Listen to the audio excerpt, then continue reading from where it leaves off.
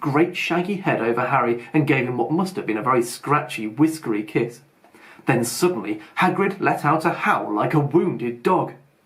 "Shh!" hissed Professor McGonagall. "You'll wake the Muggles!" Sorry," sobbed Hagrid, taking out a large spotted handkerchief and burying his face in it. "But I can't stand it. Lily and James dead, and poor little Harry off to live with Muggles." Yes, it's all very sad, but get a grip on yourself, Hagrid, or we'll be found," Professor McGonagall whispered, patting Hagrid gingerly on the arm as Dumbledore stepped over the low garden wall and walked to the front door.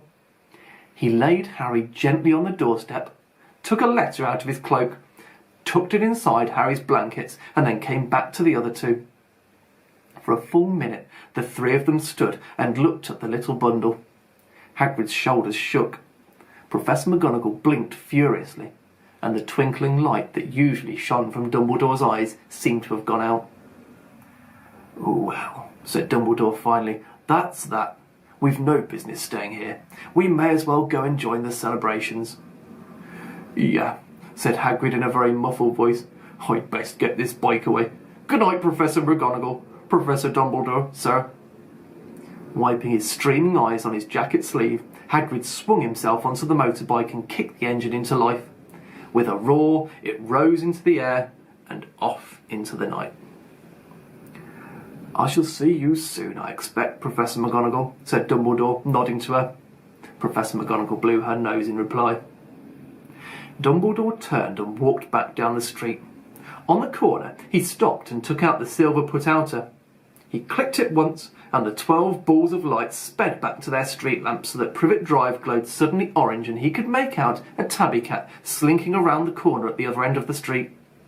He could just see the bundle of blankets on the step of number 4.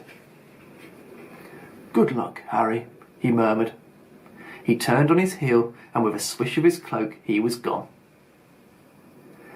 A breeze ruffled the neat hedges of Privet Drive, which lay silent and tidy under the inky sky, the very last place you would expect astonishing things to happen.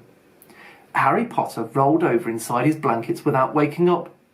One small hand closed on the letter beside him, and he slept on, not knowing he was special, not knowing he was famous, not knowing he would be woken in a few hours' time by Mrs. Dursley's scream as she opened the front door to put out the milk bottles, nor that he would spend the next few weeks being prodded and pinched by his cousin Dudley.